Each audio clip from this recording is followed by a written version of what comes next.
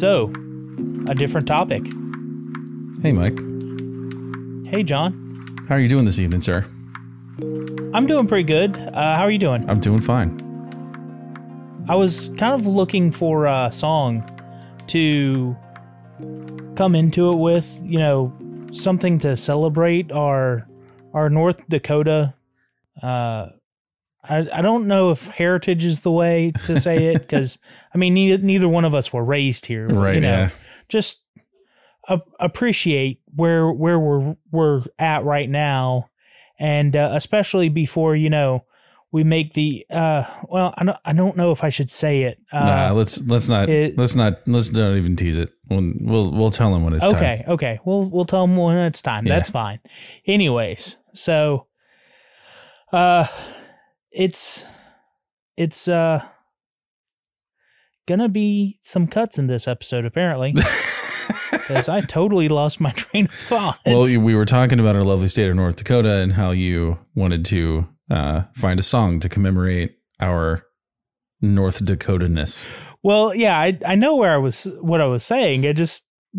I lost my train of thought on how I would transition into anything else. Oh. Although, you know what's funny is, and I sent this picture into a Discord that we're both a part of, although not into a public part of it, but the map of a ADD conversation, and we both agree that that's very much representative of our show. Yeah, it's pretty accurate. And what's funny about it to me is that if you follow this flowchart, it's linear. It's a straight line, but they still have it jumping all over the place. Yeah, it's not like it branches or anything. It's curved on itself, but it's still a linear conversation. It just, there's not just the one topic involved in the linear conversation. And that is definitely our show. Yeah. I think we should probably rework this though, and do branches for topics, for other topics. Yeah. And show that absolutely. Like only 18% of them actually come back to some central point.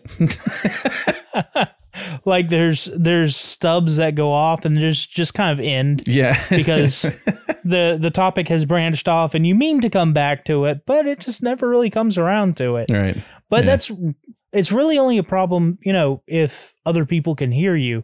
And of course, we're doing this for people that can hear us, because obviously we're putting it out there for people to hear us. Right. But what if you were only able to, focus in and make it to where only one person could hear you, like one, and not be overheard, not like one individual in a crowd. Yeah, like using a laser beam. Yeah, it'd be pretty cool. Yeah, so that's a topic. Apparently, there is a technology out there that they're working on that uses lasers to vibrate the moisture in the air right outside of somebody's ear, so that it acts like headphones, basically, so that one person can hear whatever you're sending to them. Nobody else can hear it around you. The vibration is so minute that it's just audible to the one person, perfectly clearly audible. Yeah, but just for one person. That's pretty cool. I think I'd heard of this before, maybe back when I was in college. And I see in the article that you linked to this from, they called it the photoacoustic effect, but I'm pretty sure it had a different name, or there's another name for it. I'm just racking my brain trying to remember what it was, but I don't remember now. This is really cool tech. It reminds me of the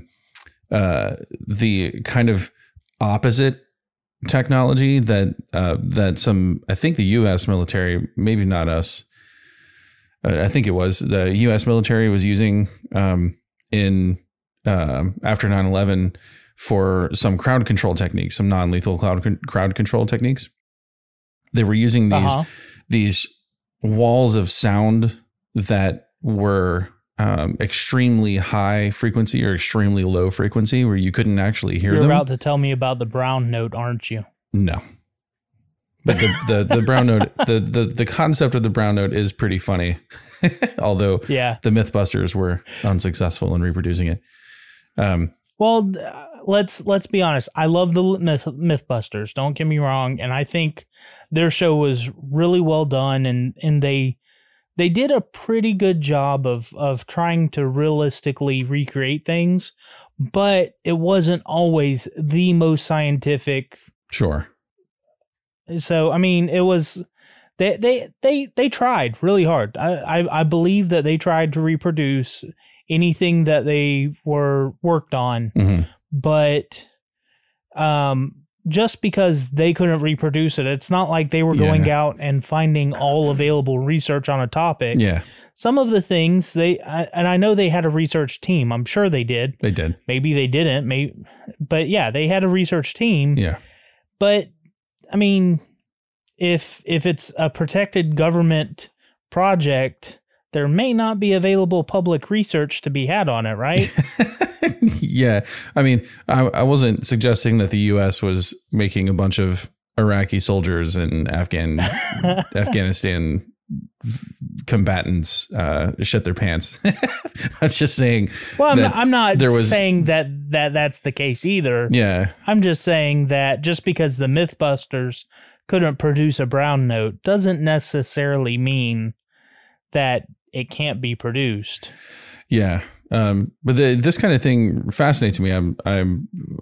I fancy myself an audio engineer at some point in my life. And I like the idea of learning more and more about sound, and acoustics has always interested me.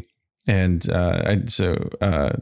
actually, to take a step back, the other word for the photoacoustic effect that I was looking for was optoacoustic, which thank you, Wikipedia, for bringing that up. But yeah, so the military was using kind of the opposite of this technology for some non-lethal crowd control, and extremely high frequency and extremely low frequency that you can't hear, but the amplitude was so high that that if you were in the way of this wall of sound, you couldn't hear anything. It would overpower your eardrums, because your eardrums are still moving. You're not picking it up. Your eardrums move just because the air around you is moving. And that's what sound is. Okay. So it was so high you couldn't pick it up. And so low. It was so loud. That it was deafening. So high and so low, but it was so loud. It was deafening. That, yeah. And it was painful. And so you could feel it, supposedly. I've never been hit by anything like this, but people in the way of it said that you could feel the air moving around you, that it was extremely uncomfortable and very disorienting.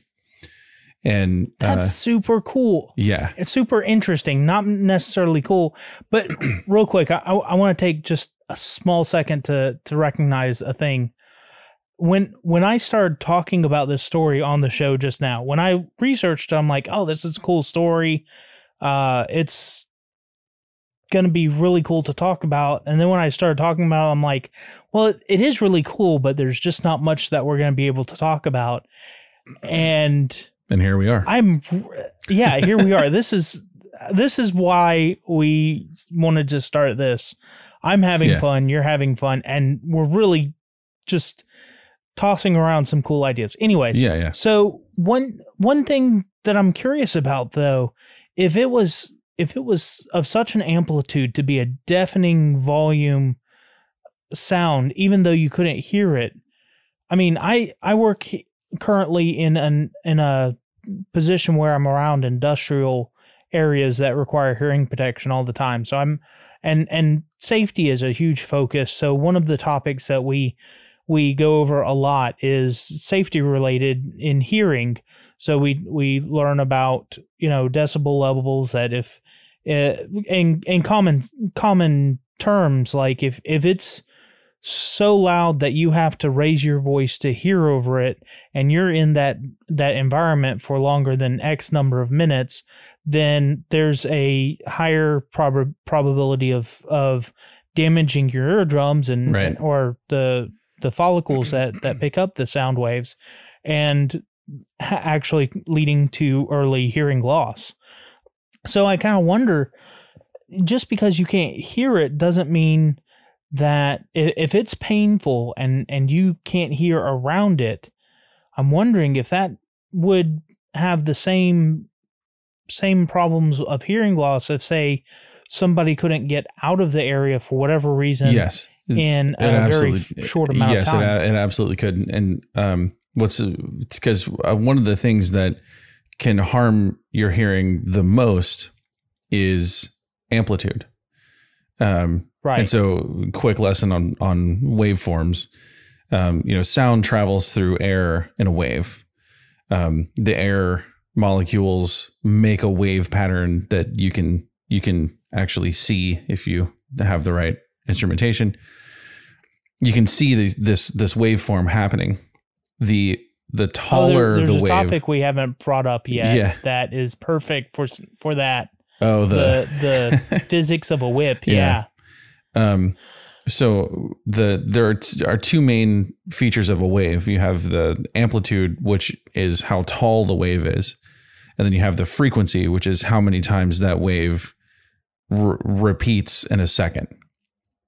So high frequency means that it repeats a lot of times in a second. High amplitude means that the peaks and valleys are really far apart. And the I think it's either hair or cilia in your behind your eardrum, not like right behind, but in the canal behind your that's what is actually doing the listening, or the hearing. Yeah, so they're tuned. You have different ones that are tuned to pick up on different frequencies. And just because the cycles per second of a frequency isn't being picked up by any one of those follicles, whether it's too fast or too slow. Mm-hmm. I mean, if the amplitude is there and they are still going to be moving, just not to the frequency that they're tuned to pick up on. Now, this particular there's crowd control device is so loud that we're not talking about having the kind of damage that you get from long-term exposure to high volume, where those hairs in your ear start to lose their efficacy. It's not like that. We're talking about your eardrum rupturing. Oh wow! Yeah, I mean it's extremely. So it's loud. creating pressure waves that are actually bursting. Yeah, and this is where I was going. That the main course of hearing or the main cause of hearing damage here is the extremely high amplitude.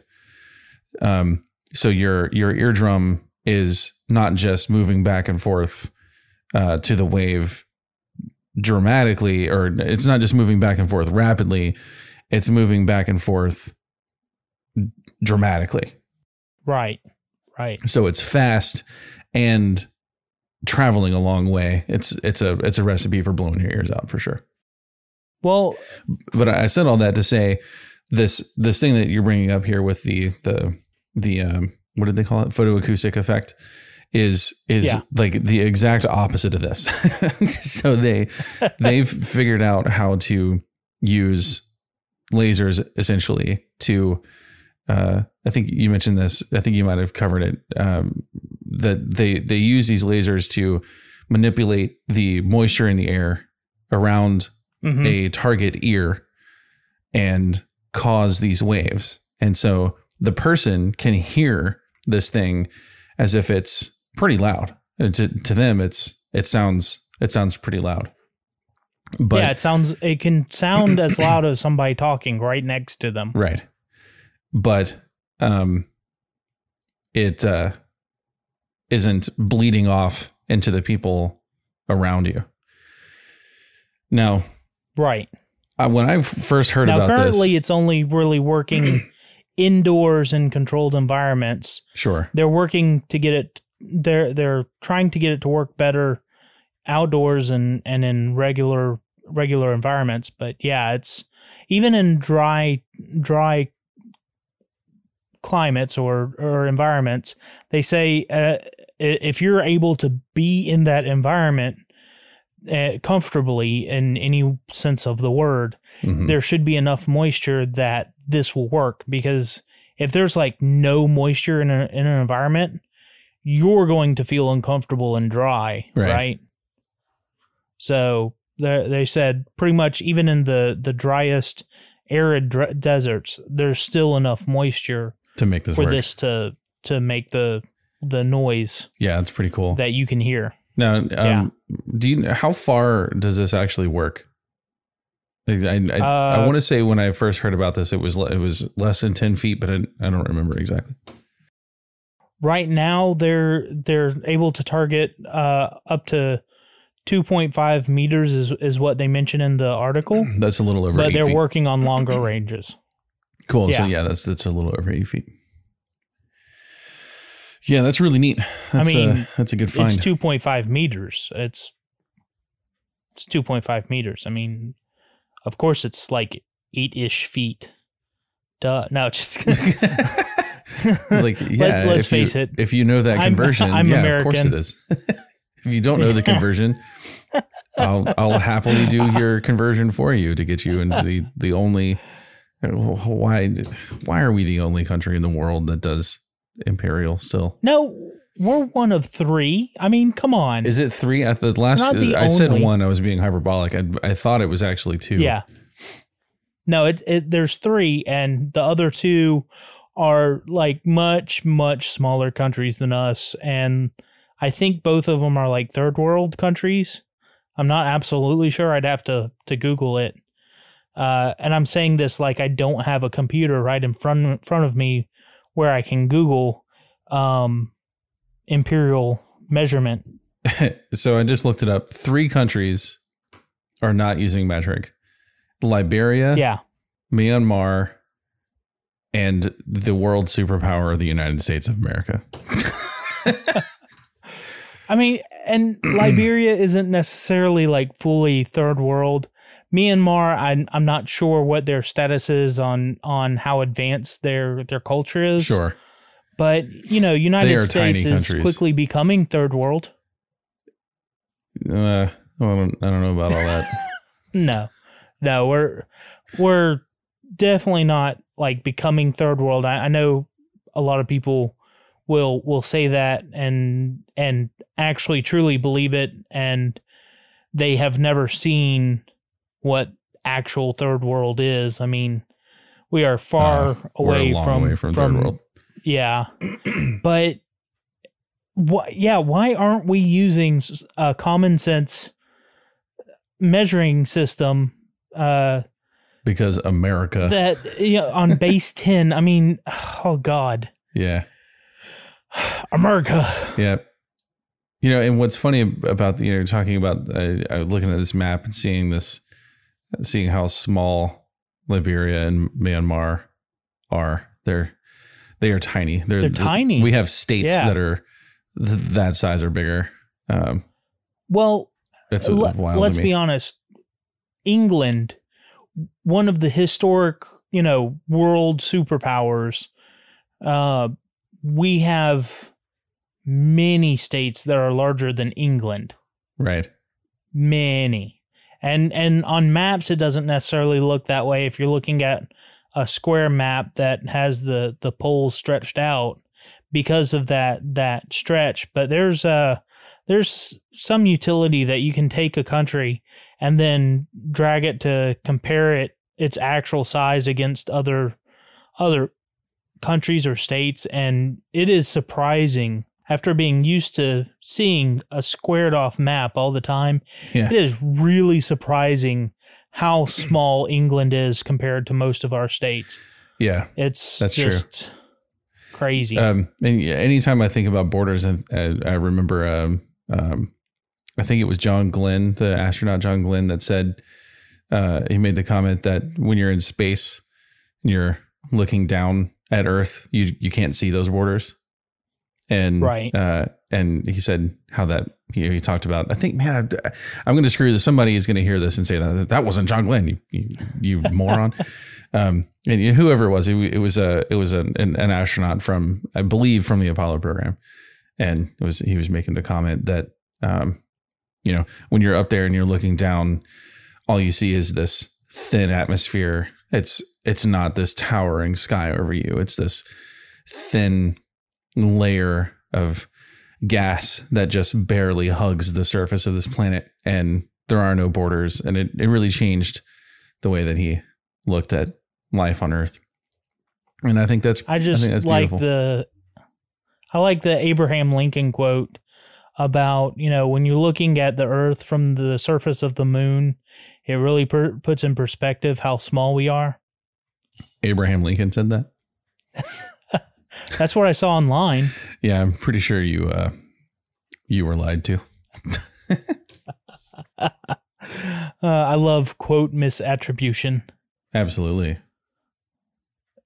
Purposeful, not use of comedy, not I think just because you actually believe that Abraham Lincoln said that. That would be the state of our education system in high schools today. I want to say, I think Penn Jillette from Penn and Teller deliberately misquoted something on Facebook or Twitter, maybe, just to see how far it would go, and he ended up issuing an apology because it was somewhat believable, but it still was wrong, and it was this big social experiment. Every time I see a statistic or a survey that's done in general public that is like, who was our first president of the United States, and people are like, Abraham Lincoln, John Adams, Benjamin Franklin. It just, I can't, pieces of me just die inside. Yeah. Yeah, but for sure.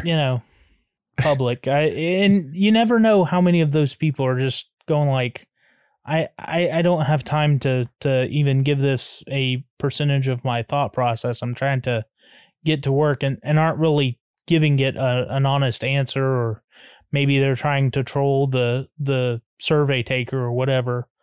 You never know how many people are doing that, but it's just like, oh my God. It's enough to make you feel gross. That's for sure. Yeah. Yeah. So we started down this topic by lasers that produce sound in your ear. Mm-hmm. And we ended up with Abraham Lincoln giving a quote from the surface of the moon. Right. What an odd change of topic there. We should flowchart these. Yeah, we should definitely flowchart these. Oh. Well, I actually tried really hard there. I tried to segue us 2 different times into one of our topics. Talking about this, seeing Earth from space without the borders. I was trying to get to the ET stuff, and then talking about trolling the surveyor. I was like, yeah, I can really make you feel nasty. So maybe we can kind of go take us into a shower thought. Okay. I tried twice, but it failed. Oh, and you made the text on the shower thought really big and red. Yeah, I blew it up so you could see it. Like you tried to take the hint. I was on one of the sources for the laser. Yeah, so I figured. I didn't even see that. Well, maybe now is a good time to take a quick break to fill our pockets, and then we can shower after the whole dirty money thing. Okay. I mean, if we're doing commercials right now. Right. There might be a commercial rolling right now. If there is, then you're not listening to me. If there isn't, then you are listening to me, and we're back from our commercial break. Yeah. Yeah.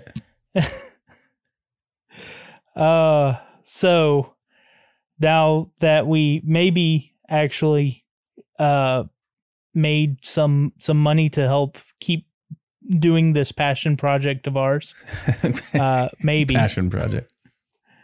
I feel so dirty. I mean, dirty. I feel so dirty with that weird North Dakotan kind of sort of Southern accent. Feel so dirty.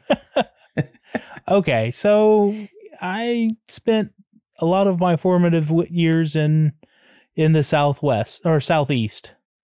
I can't. Just because I live in North Dakota doesn't mean that I grew up here. I already said we didn't grow up here. North Dakota.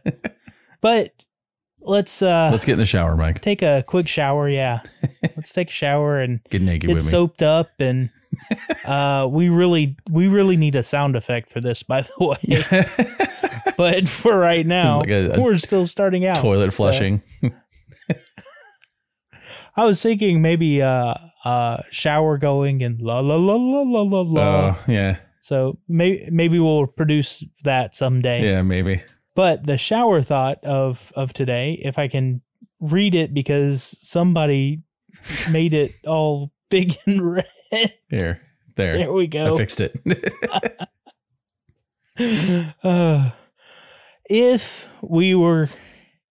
I mean, we are looking for terrestrial life. We're constantly scanning the skies to see if we can find any sign of extraterrestrial life. But the question is, would we even be able to detect it today?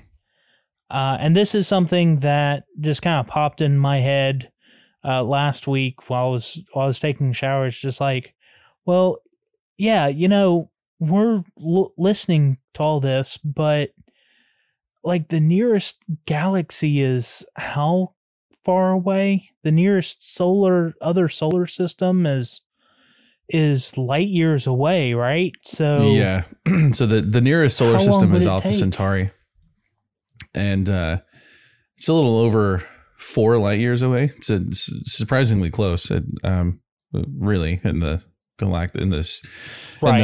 scheme of things in the universe, it's a pretty near neighbor. The nearest galaxy is 2.5 million light years away. I think it's more than that. I think it's a billion. No, maybe it's a million. Andromeda. Let's see. Andromeda, according to 2.5. According right. to 2.5 million light years. Physics, it's 2.5 million light years. According to It's Okay to Be Smart, the oldest, sorry. According to Minute Physics still, the furthest we can see out is 13 billion light years right before we start seeing background noise caused from the last remaining parts of the Big Bang. Right. Now, life on Earth is only about 3.5 billion years old. Mm-hmm. And that's not intelligent. That's not human life. That's just organisms. Yeah, that's total life. Yeah. The total intelligent life on Earth and modern technology may still be 0, actually. Yeah. Modern technology where we were able to broadcast anything out, at least that we know of, was only since the 1920s, so less than 100 years. Well, so our ancestry, I think, goes back in the 200 or 300,000 year range, which is less than an instant in universal time or galactic time. I mean, out of 3.5 billion years. Yeah. Yeah, it's a meaningless amount of time. But so your question was, would we even be able to detect extraterrestrial life? And I love that question. And the reason I love it, because for us to detect it, I mean, it'd have to be millions of years old in a technological age that we would even be able to pick up signals from them. Here's the thing. So we need to talk to have this conversation. We need to talk about how long it takes for things to travel these distances, right? So the first live television broadcast on Earth was the German Summer Olympics in 1936, 83 years ago. Now, that signal is flying away from Earth, off the surface of Earth at the speed of light in all directions. So 83 years ago, this signal was sent out into space. any life forms within 83 light years of Earth could have received that message. Now, which is still not even outside of our galaxy. No, by a long shot. So, right. I've got a bunch of numbers here. I'm not even going to talk about intergalactic stuff here. This is what I'm going to talk about is just inside our galaxy. Okay. Just trying to give a sense of scale. We don't know the exact number of stars in our galaxy. And the error bar on this is crazy huge. It's somewhere between 100 billion stars and 400 billion stars. Okay. So let's just take the low end, the most reasonable of those numbers, the reasonable for our thought experiment here, or the most generous for our case, I should say. 100 billion stars. Our galaxy. So I'm going to take two different directions here. Before I talk about contacting an ET, an extraterrestrial, I want to talk first about what it takes to visit another solar system. Okay. Okay. Let's just say conservatively, there are 100 billion stars in our galaxy. If you somehow had the technology to instantly transport from where you are today to another star, like the next nearest star, and stay there for 1 second, I'm going to throw a lot of numbers here. Okay. So you teleport instantly from your current location to the next nearest star. There's no travel time. You're there instantaneously. You stay there for 1 second. And in that 1 second, you scan all available planetary bodies and look for life, for signs of life. You don't, no matter what the results of that scan are, you don't stay there. You just take a snapshot and then you teleport again to another star. You stay there for 1 second. Okay. And you move on.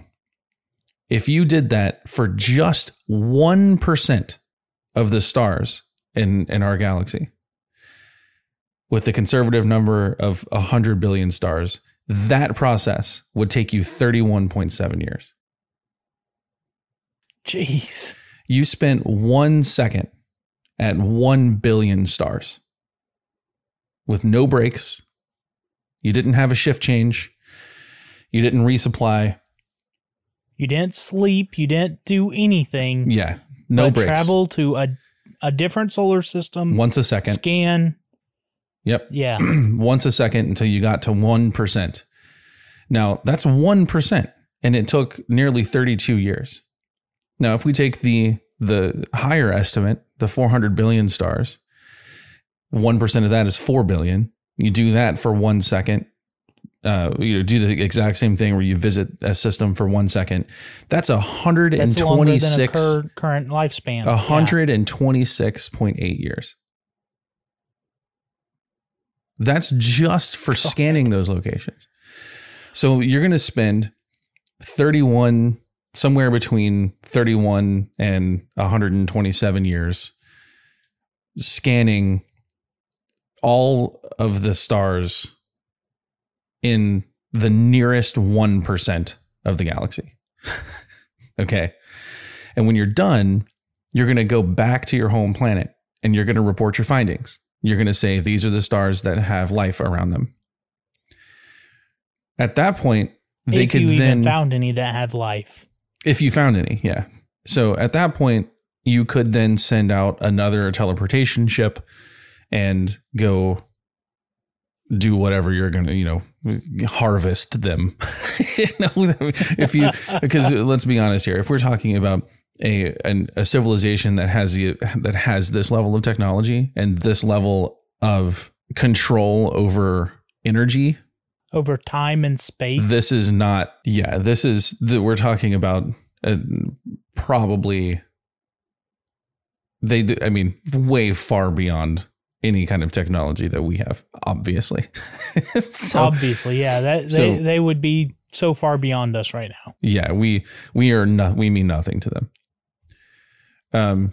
We are basically cattle or ants, right?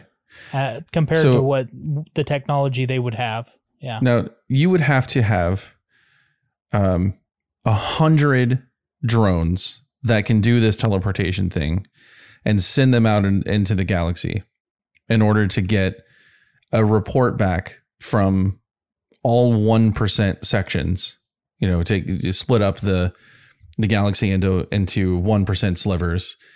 And so you get 100 of those, and then you send out drones to each one of those. They all go out and they do their research. They're all going to come back in that 31 to 127 year range, like whatever that is, that they're all going to come back. And then you will have scanned 100% of the entire galaxy for life. Now, that even in that case, where you scanned 100% using 100 drones, or drones or ships or whatever you want to call them, you right. Still did that. It still took 31 to 127 years to get that data back. Okay, so what I hear you saying is we need to figure out perfect instant teleportation, the perfect way to scan for life on planets, and to get the whole system, in one shot. Automate the whole system and replicate it across 4,000 times so that we can send out 4,000 drones to do this across our galaxy and be able to reap the benefits within, hopefully, 4 years. I didn't follow your math there. I'm going to guess that's right. But whatever it is, if you wanted to do something like that, let's just say you put together the technology necessary to get your feedback in 4 years. You still have to wait 4 years. Yeah. Now, and that's, we may very well be talking about a civilization that 4 years means nothing. The technology necessary to do this, those people may have figured out immortality. So 4 years or even 127 years may be a meaningless number, that they may not care about that. Now, I mean, we're looking at sending out space probes to planets within our solar system that we don't get data back for 4 years. Right. We are so far away from doing anything like this that it's impossible. Saying that we're far away from it is not even all that accurate. This is the kind of technology necessary for this is probably impossible. But, yeah. What do we know? We haven't been around very long. But I mean, say another life form exists that has figured out something along these lines. Mm-hmm. Well, and say they visited us several times already. They found life and they're researching us. It kind of explains why cows and humans have both been picked up. They don't know the difference because our technology is just so primitive to them. Or they do know the difference, but they don't care.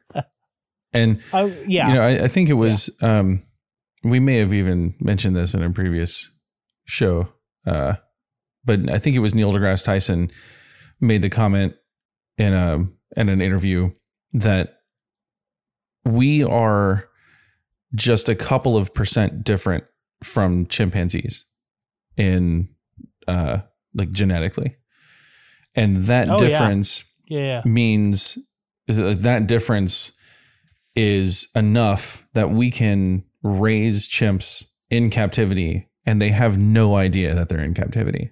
They don't know that the rest of the world exists.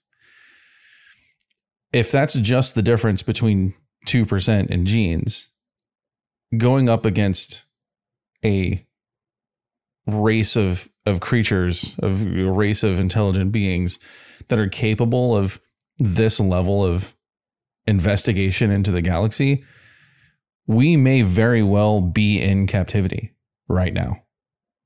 we would have no way to know if we'd have weren't. no idea. Yeah. I mean, we are the chimps.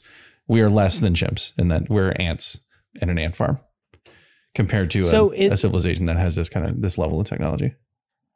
It's a science fiction movie, but I do kind of find it funny. Men in Black, the first one where they're saying that they got all the technology from visiting aliens and CDs and tapes and all that, and they're like, yeah, we're getting low on funds, so we're about to release the next storage medium. I guess I'll have to buy the White Album again. Yeah. But it's funny.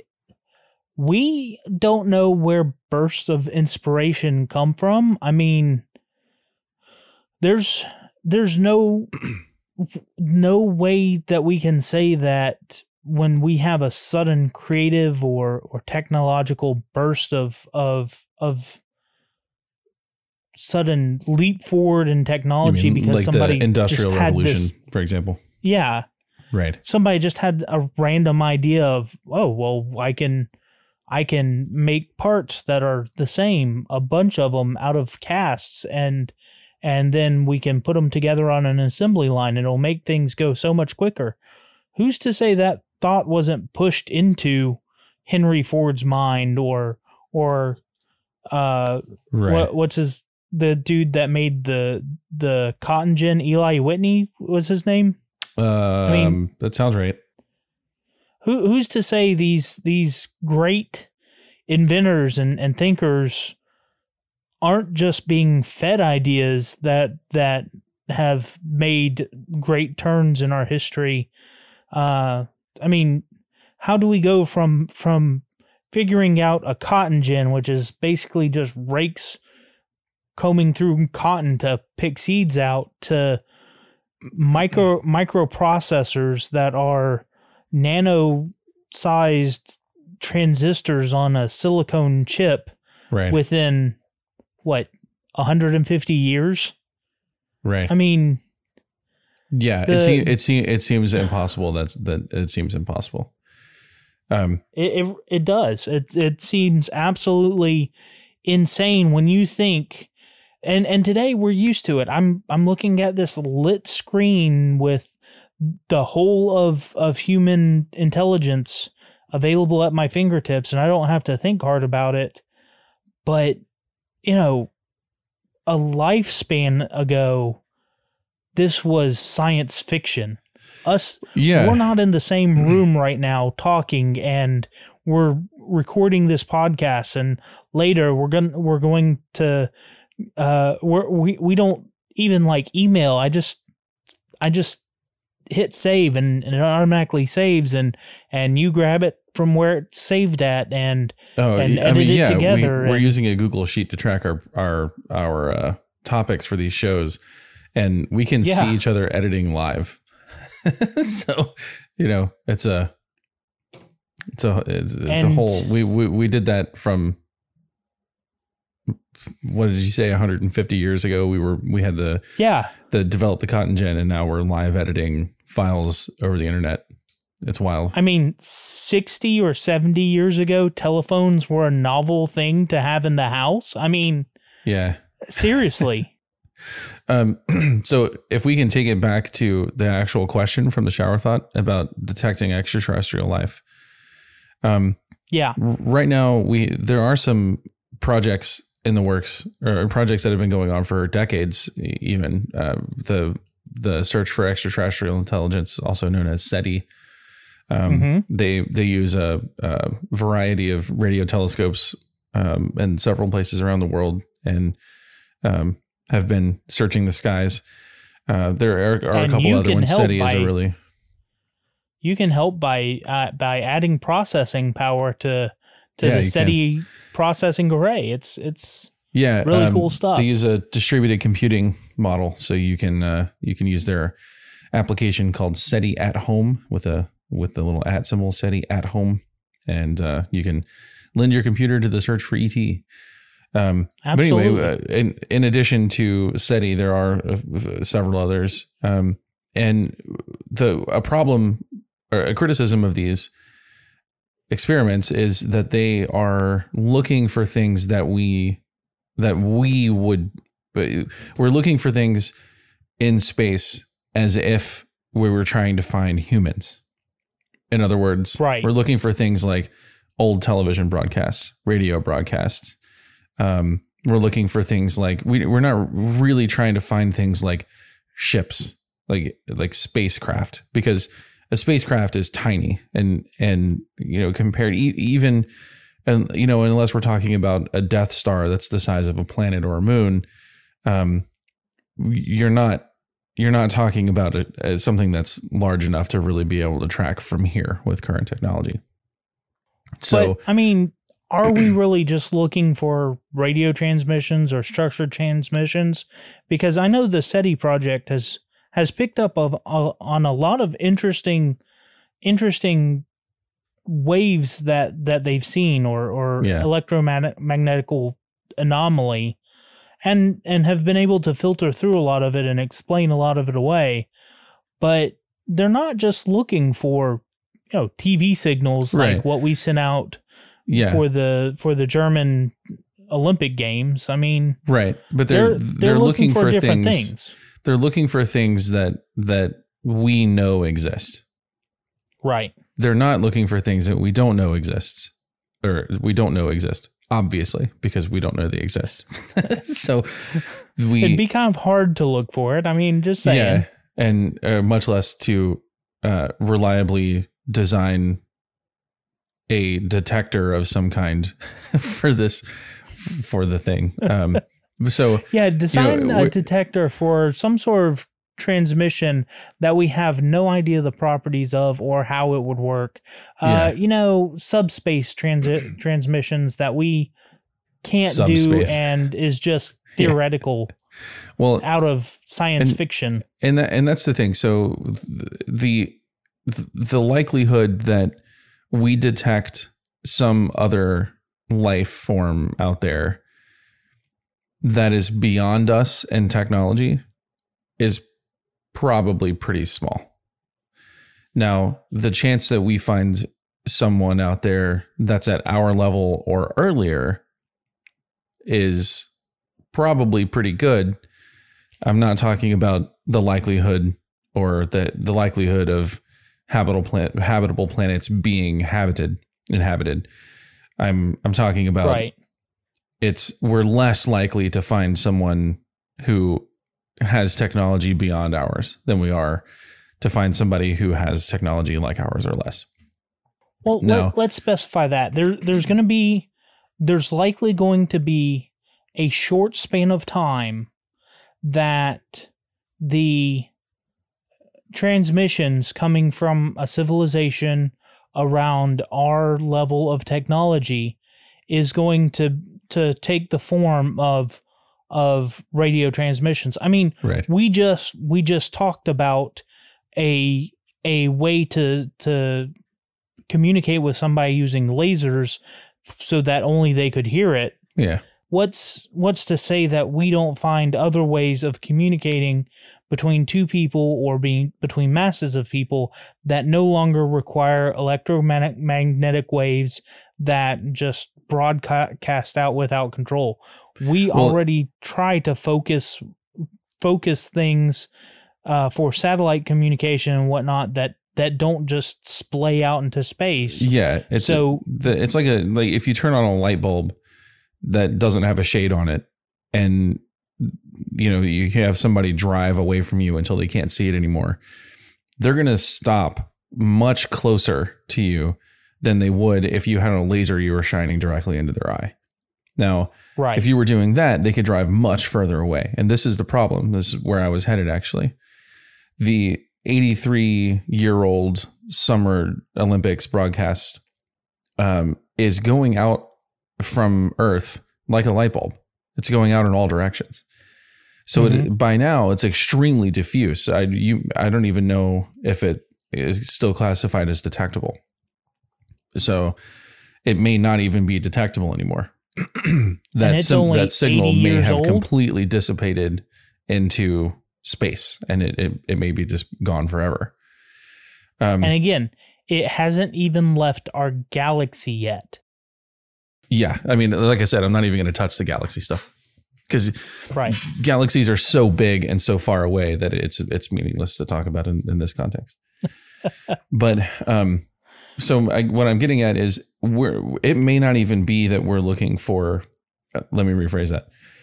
It may not even be possible to detect civilizations that are at our level of technology, because at our level of technology, we aren't doing mass broadcasts out to planets.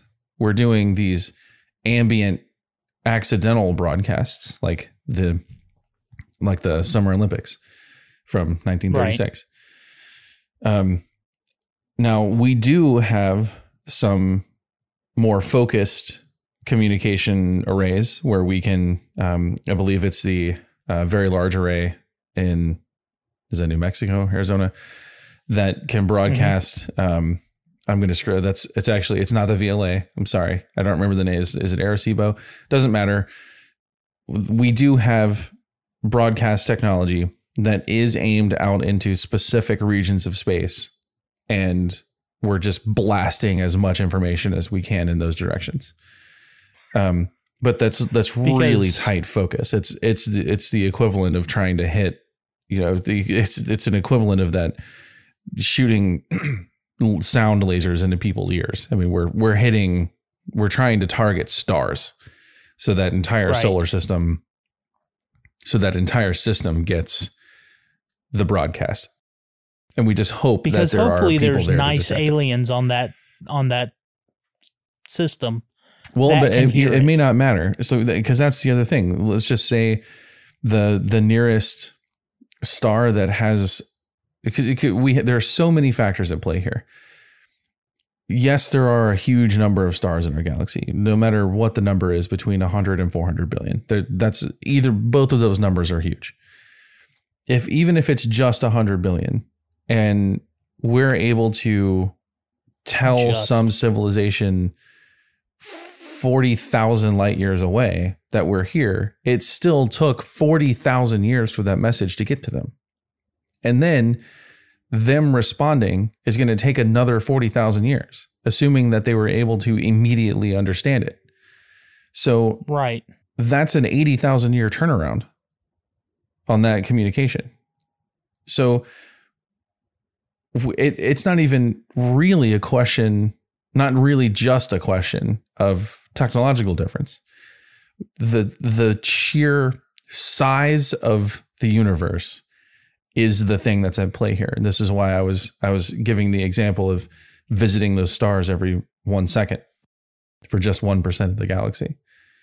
Well, here's a question, and you may not be able to answer this offhand, but it just occurred to me: Are we shooting these broadcasts like at where we see the light from right now, or are we calculating out and swinging and hopefully shooting it to where hopefully it will be in 40,000 years?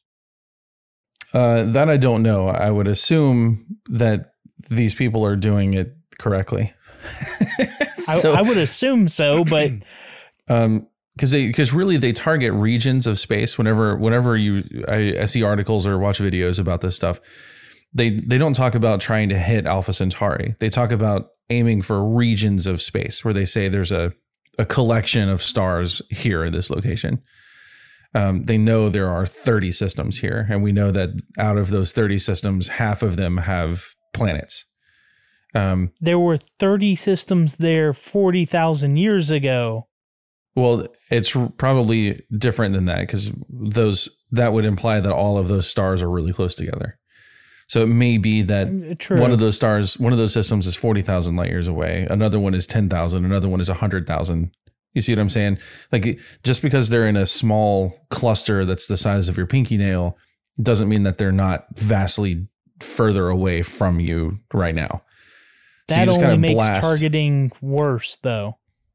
Well, yeah, that's my point ultimately here, is that this isn't this contacting creatures that on another planet is an unbelievably complicated problem.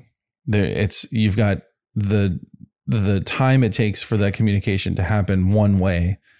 You have to assume that someone's going to be able to pick it up on the other end. So they receive the signal. They think it's weird enough to investigate. They devote resources to investigating it. They're able to solve it.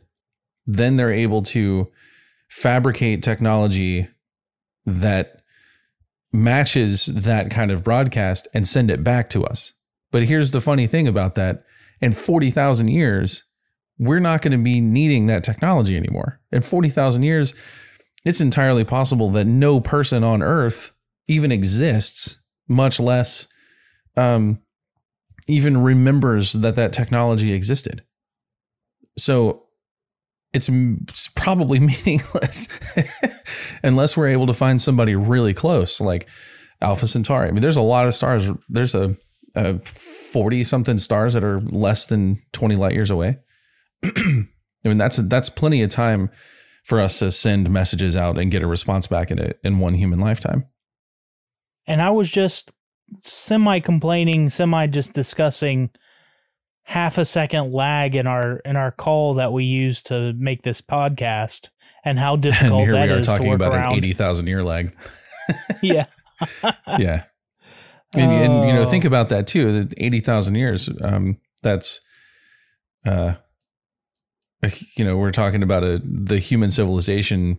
Our nearest ancestors are 200,000 years ago. Well, 80,000 years.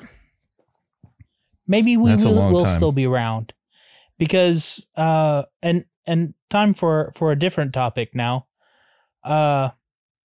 Maybe we'll have the technology to still be around then, because our last topic covers brain implants, AI, and speech synthesizers that can turn brain activity into robot words, which in my mind is like the first steps to being able to extend our life with actual, Sure. Can I ask robot brains? As sincerely as I can ask any question, what the hell are robot words? That was the title of the article. No, so I know. The robot words. Trying to understand what robot words means. It's 1 0. I don't know if 1 0 0 0 1 1. I don't know if that's completely an accurate depiction. What it seems to be is translating a thought image. So doing an fMRI scan of the brain and having a computer be able to analyze that fMRI scan and turn around and identify the probable word or thought that's taking place during that scan. So I think by robot words, it means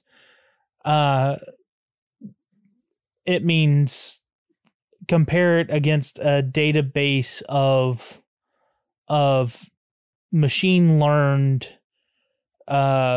patterns, and then turn around and synthesize a word. Are you trying to say and make you sound like a speak and spell? Basically, yes. Okay, got it. But a speak and spell powered by fMRI images only.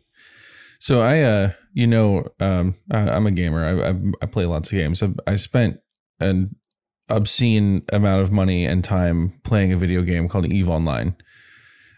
Okay. EVE Online is really cool. I'm not going to get into all that stuff. I'll talk about it for an hour. But one of the things in the game is your essence, like your personhood, everything that makes up you as a human being or as a sentient conscious creature can be transmitted across vast distances of space instantaneously between clones. So I may have 5 clones spread out all over the galaxy. And at any point, I can just bounce my consciousness between them. Now, these clones have augments that they can wear, and some of them are implants. And so when I'm thinking about brain implants, I immediately start thinking about EVE Online. You can have you can inject skills into your brain. So you can say, like, I want to learn how to knit. You know, that's not a real thing in EVE, but just for the sake of this conversation, I want to know how to knit. And then you inject the how to knit instructions directly into your brain. And now you know everything there is to know about knitting. And now, I think that's not really the cool interface that I think about or that I want. My wife has already thrown down the ultimatum. When they come out with the interfaces that I'm most interested in, I'm not allowed to get them because she says I will not be the same person at that point. But ooh, well, what do you want then? Okay, so I want to be able to see, like, almost as if a monitor or a few monitors were just implanted into my visual cortex so that I could see them beside or along with what I can see with my eyeballs. So I want an output directly into my brain, and I want a way to interface commands or an input into a computer system, but I don't want the computer actually being able to, like, read my mind as per se. But like this speech synthesizer is close to what I would be thinking of for a way to input into a computer, because what it boils down to, just to finish off the article and give a summary of the conversational topic. So like the late Stephen Hawking had a type of keyboard, or I don't know exactly the interface that he had to work with, but he had a way to speak through a computerized interface, but he still had to. It was controlled with his eyes. Okay, so he still had to control it with some sort of body movement. At the end, was the computer sentient and he wasn't controlling it anymore and he was just breathing when the computer was talking for him? We'll never really know. But the point still remains. No, I think we know that. I think we know for sure that he was definitely in control of that computer. That's what the technicians are telling us. Yeah, now Stephen Hawking really died 15 years ago. Yeah. Yeah. Well, he didn't really die. I mean, it was still keeping him alive because it needed him, but you know, he wasn't in control anymore. It just was brilliant thoughts from a sentient computer, and we've had AI, fully formed AI, for the last 15 years, and it's just been under the guise of Stephen Hawking. That's all I'm saying. All right. I like it. That's my conspiracy theory, and I'm sticking to it. Well, okay, that's one of that's not a very good. So let's modify that a little bit then. So Stephen Hawking is actually an alien. He came in from some other system somewhere, and we have him, the real Stephen Hawking, the alien version of him, in a lab, and we tried to clone him, and the clone malfunctioned and got ALS. Okay. ALS and clone Hawking is the one that ended up as the professor and wrote all the books, and everyone knows. And but that guy, that version of him, was completely incapable of any kind of like brain activity. So the alien Stephen Hawking created this AI wheelchair and computer system that did all of the work. Aha. I'm down with that. Yeah. Prove me wrong. Let's face it.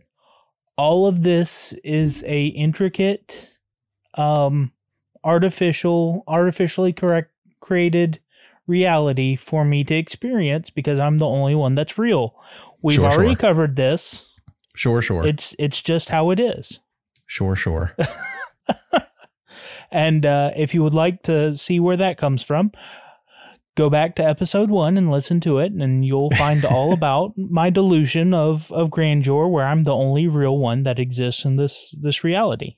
It's solipsism, man. You're a solipsist. So, anyways, if Stephen Hawking had been around when this technology was fully developed, and it's not fully developed yet, he wouldn't have had to move his eyes. It could have actually picked up his brain patterns and use that to synthesize speech, which is where this technology is going initially, is just simply speech synthesis for people with issues like ALS, where they have lost control of normal control of their body, are still fully aware, but they can't do anything with the rest of their body. Right. Which I think is awesome in and of itself. That is a very, very cool use of technology. It's it's cool, now, but it's also noble.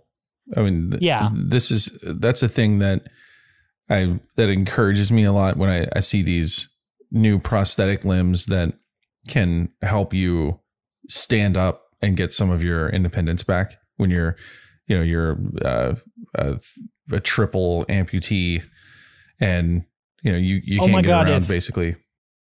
If I weren't so much of a wimp, I'd say take my legs below my knees now, so I could have those really cool recurve legs that that give you the ability to run really fast. It's funny. I recently had this conversation, and I said I said a similar thing. I was like, man, like some of these things make me want to just tell you to just go ahead and take a limb.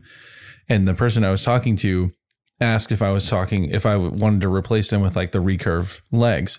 And I said, no, the ones I want are those really cool, like carbon fiber leg analogs that kind of look like legs, but they have like see-through like holes and stuff where you can see through, but they're cool looking carbon fiber. Yeah.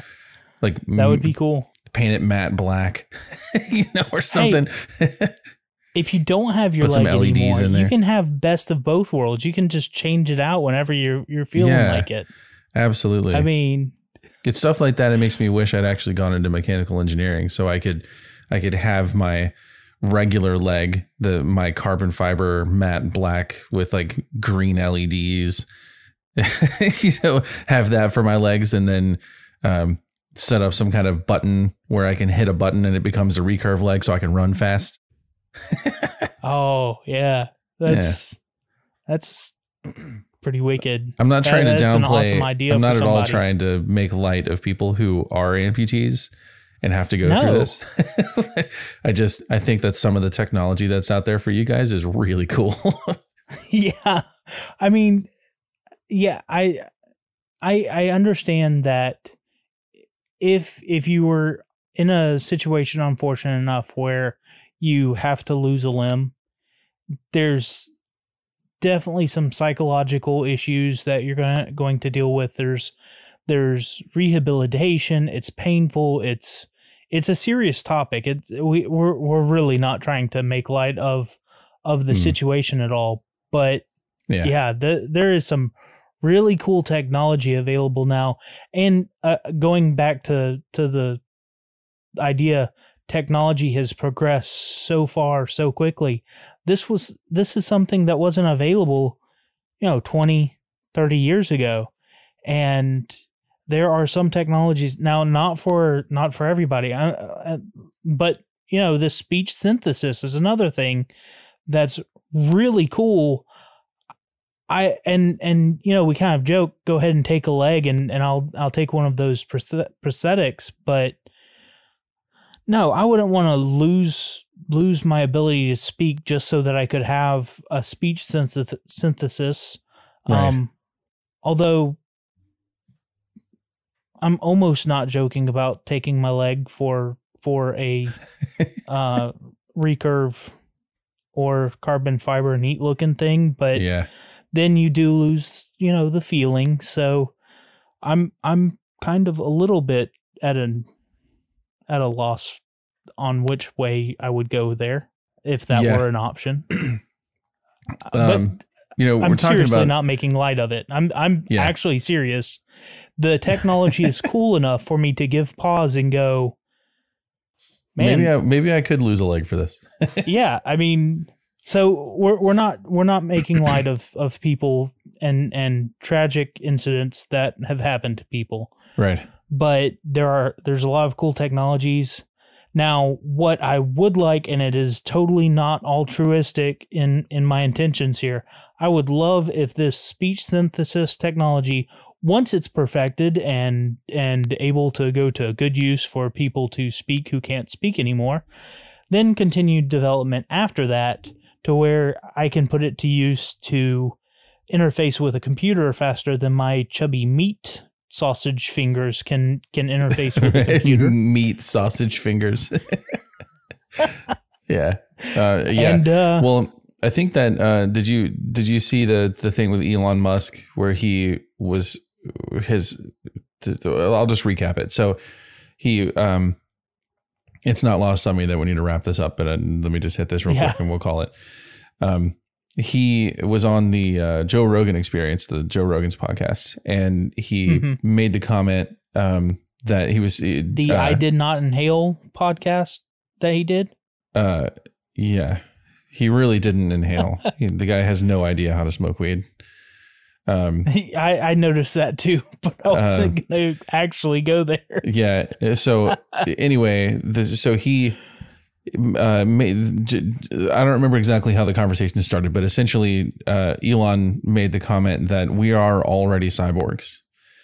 And he said that what we have right now is most people, like when you think about what a cyborg is, it's some kind of human machine hybrid that has access to virtually limitless knowledge, can do calculations faster than any human, these similar kinds of like feats of intellect. Right. And right. In addition to that, some superhuman physical traits, fast, running fast, jumping high, seeing far, that kind of thing. Well, since we're already at the point where basically everyone carries their phone around with them, you do already have essentially the entire wealth of human knowledge in your pocket. You can use your phone to zoom in, 10 times digital zoom with your camera into anything you want, wherever you are at any given time. You can find your location within centimeters using satellites with this thing that's in your pocket. So his argument is we are already cyborgs. The thing is, the problem we have is bandwidth. We have a bandwidth issue. It takes a long time for that entire wealth of human knowledge to go from the internet to your phone, and then from your phone to your eyes and then or ears, and then from your eyes and ears into your brain. Now, what you're talking about is with these brain implants is essentially solving that bandwidth problem. That's what I want to do. Yeah. There would then be no need for your cellular device to look up the photoacoustic effect on Wikipedia. You could just conjure that concept, and your implant would access the internet and go fetch that information and bring it back to you. Now, in that kind of situation, you're probably still having to pay somebody for 4 or 5G service to your brain implant. And, it's still got to go because, cable companies are going to get into your brain at some point. And I'm going to have advertisements hitting me every time I try and go to sleep because my connection has gone a little bit, lax. Yeah. Yeah. Anyway, I just think it was a neat idea that we are already androids, and it was a good conversation. I thought it was neat, and everyone should go watch the latest Elon Musk on Joe Rogan podcast episode. I really love that idea. I just need a much higher bandwidth between me and my modem. Yep, exactly. Because that's all my phone is to me, is a modem, and I need to get information piped into my brain faster. Yes, sir. That is true. You think it's about time to call it, sir? I think it's about time to call it. It has been a very interesting range of topics today. It has. I have had a great time discussing them with you, and I hope everybody listening has had a great time discussing it with us. By all means, please, we have Twitter, we have Reddit. Please reach out to us and let us know your thoughts on that. Let us know if there was a take on any of these subjects that maybe you didn't think we covered the right way, or we might need to have our minds changed. We're up for intellectual debate like that. Absolutely. Trust me. Yeah, absolutely. So feel free. A different topic on Reddit, a different topic on Twitter. Feel free to reach out to us and let us know how we pissed you off, how you agree with us, anything. Just we're open about it. It's going to be great. Yeah, agreed. It was good talking to you, Mike. Have yourself a good night. Good talking to you, John. Everybody, have a good night.